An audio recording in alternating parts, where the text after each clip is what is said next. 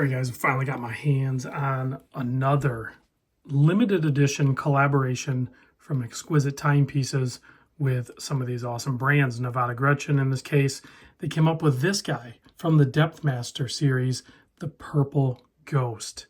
And I have to say, I'm not sure who exactly came up with this design, but it 100% works. It looks awesome. The purple with the contrast of the orange on the very gradient or shimmery anthracite dial just works spectacular on this model. So there's only 50 of these, and somehow they're not sold out. So if you were interested in getting one of these, there can't be many left. Link in the description down below. It'll get you the direct link to the Exquisite Timepieces website for this watch. And I'll also provide down below direct link information, or direct contact information rather, to my guy Tyler there. So if you want to reach out to him and maybe try to pick a certain number, that might get gobbled up first. I don't know if they're able to do that or if they're done in batches or whatever, but you could reach out to him and ask him. Maybe because they are individually numbered, you know, whatever number of 50. So sometimes people prefer a certain number when you're doing that. I tend to not really care. I don't know why. I'm totally fine with just the luck of the draw on that. I just know I prefer limited edition watches in general. The more rare it is, the more interested I am. So when there's only 50 and it's a pretty good sized brand like Nivada Grenchen in a really cool colorway like this in collaboration with Exquisite Timepieces, that's definitely right up my alley. So let's get into this thing here. 39 millimeter wide case. The lug to lug is a 47. The thickness is 13, I was almost going to say approximately 13.15 millimeter, but that's not approximate, that's exact. So just over 13 millimeter. It looks kind of thick, and it's just because it's 39 by 47 and then being 13 tall.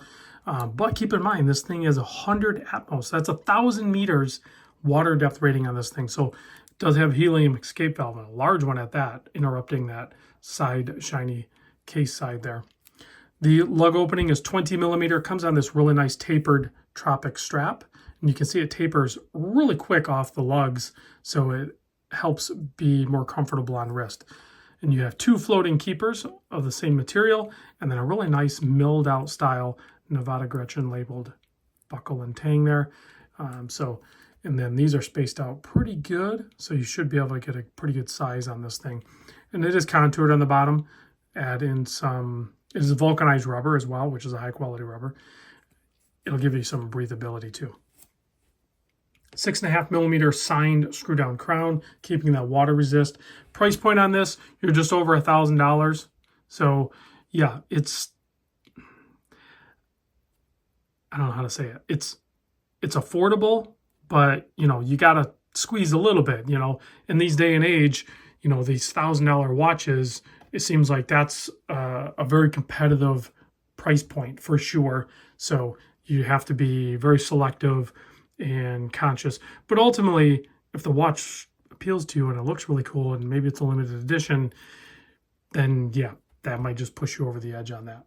It might not matter necessarily the boxes checked, because when you start checking boxes for watches that land on your wrist, they're almost guaranteed to not stick around.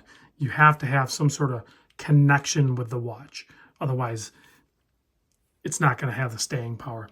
The movement inside is a Soprod P024, which Soprod based that movement off the very popular ETA 2824. So I am not mad about the Soprod P024 in this thing at all. I think that is a wise choice. 25 joules, 38-hour power reserve, same specs basically as the ETA 2824. Check out that dial. Beautiful purple superluminova placed inside the blacked out markers and the handset, and then that full orange contrasted seconds hand. Limited text on the dial, the branding, the model, and then Swiss down at the bottom. And then I know a lot of people will call this kind of like the Pac-Man style watch, and it's just the font used, but mostly the 6 and the 9. If you look at it just right, kind of looks like a Pac-Man. So the font is very cool on the cardinal positions, and the font is unique also on the stainless steel 120 click bezel. You can see in that 30 there, the 3 is kind of oversized on the bottom portion. Slightly cartoonish. I dig it. It kind of just all ties together. Bezel action is very good. Smooth. Maybe a touch spongy feeling, but smooth otherwise. Crown action, very good. Minimal wobble, but very easy to use and very positive feeling in hand. Like I said, case back has all of the information you want, as well as what number you have. This is number 12 of 50. Let's pop it on my 7 1/4 inch wrist. All of these Nivada Gretchens come with this little, I don't know what you call it, medallion, something. So they all come with it, and then they all have whatever model you're dealing with. And it's metal. I don't know what the center part is, but the outside is metal. So let's take a look at this thing on my wrist. So you can see what that looks like.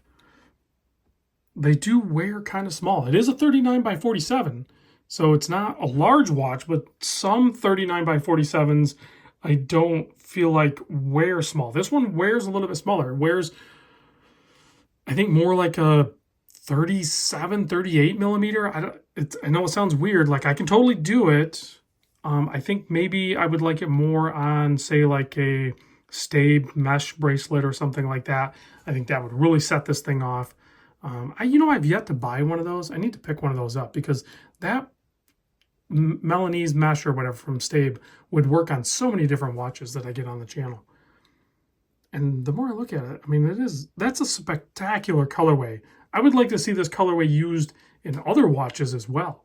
Maybe Exquisite Timepieces could make that a thing with a couple other watches and use that as their signature or something. That anthracite with that tone of purple and that brilliant pop of orange really works. I dig it. So I'll mention that to Tyler. I don't know if he played he's told me he's worked on some of these projects with some I'm sure it's more than just 1 or 2 people that do it. So I'll have to talk to him about that and see what role he plays in it. Let's turn off the lights, check out the lume on this thing. I'm skeptical always when you have a non-traditional, like more of a green tinge or a white, if it's like going to be a BGW9 formula or a C3 formula or something like that. Anytime you add like this purple or something like that, is the lume going to be strong? Is it going to be good? Or is it going to be weaker? So this one, I would say a little bit weaker initially, but it might have the staying power. And that, in my opinion, is probably a good trade-off, because that purple is spectacular. The fact that it still looms as good as this does, I'm totally fine with that. It gets a full pass from me.